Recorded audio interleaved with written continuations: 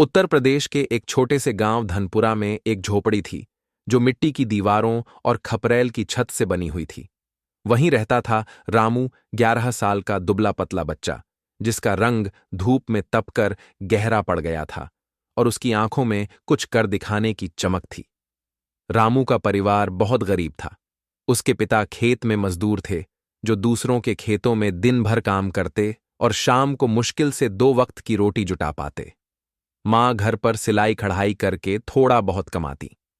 रामू के पास ना चप्पल थी, ना बैग, और किताबें भी दूसरे बच्चों की फटी पुरानी किताबों से चलती थीं। सुबह सूरज उगने से पहले ही रामू खेतों में पिता के साथ जाता, बकरियों को चराने ले जाता और फिर स्कूल के लिए निकल पड़ता। 5 किलोमीटर की दूरी, धूल भरे रास्ते, नंगे पांव, पीठ पर बोरी में किताबें। गांव के मास्टर जी ने एक दिन कक्षा में बताया कि सरकार एक परीक्षा आयोजित कर रही है। जो भी बच्चा इस परीक्षा में टॉप करेगा उसे शहर के बड़े स्कूल में मुफ्त शिक्षा मिलेगी और साथ में छात्रावास में रहने खाने की व्यवस्था भी। रामू की आंखों में एक नई चमक आ गई। उसने मन ही मन ठान लिया, अब मेरा जीवन बदलेगा, मैं भी बड़ा आदमी बनूंगा।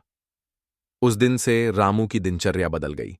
खेत से लौटकर वो सीधे पढ़ाई में लग जाता। ढिबरी की हल्की रोशनी में देर रात तक पढ़ता, पुराने अखबारों पर अभ्यास करता और स्कूल के मास्टर जी से सवाल पूछता। गांव के कुछ लोग उसका मजाक भी उड़ाते, अरे रामू, पढ़ के क्या करेगा, मजदूर ही बनेगा। पर रामू मुस्कुराता और कहता, एक दिन देखना, यही लड़का बड़ा बनकर लौटेगा। परीक्षा का दिन आया। रामू ने कांपते हाथों से पन्ने भरे, लेकिन आत्मविश्वास से। फिर इंतजार का लंबा दौर शुरू हुआ। कई हफ्तों बाद गांव में डाकिया एक चिट्ठी लेकर आया। गांव में शोर मच गया। मास्टर जी ने ढोल बजवाया और लोग जो कभी हंसते थे अब बधाई देने आए। लेकिन रामू के लिए यह बस शुरुआत थी। रामू शहर गया। वहां सब कुछ नया था।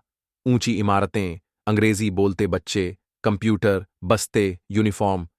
पहले कुछ दिन बहुत कठिन थे। भाषा समझ नहीं आती थी, खाना अजीब लगता और दिल में गांव की यादें तड़पती थीं। लेकिन रामू ने हार नहीं मानी।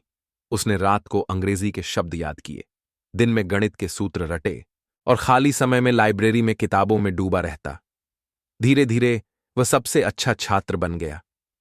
सालों बाद रामू ने इंजीनियरिंग की पढ़ाई पूरी की और एक बड़ी कंपनी में नौकरी पाई। लेकिन उसने एक वादा किया था, अपने गांव लौटने का। उसने अपनी पहली सैलरी से गांव में एक मुफ्त कोचिंग सेंटर शुरू किया, जहां गरीब बच्चों को पढ़ाया जाने लगा। उसने गांव के बच्चों से कहा, मैं भी तुम जैसा था। फर्क सिर्फ इतना है कि मैंने हार नहीं मानी।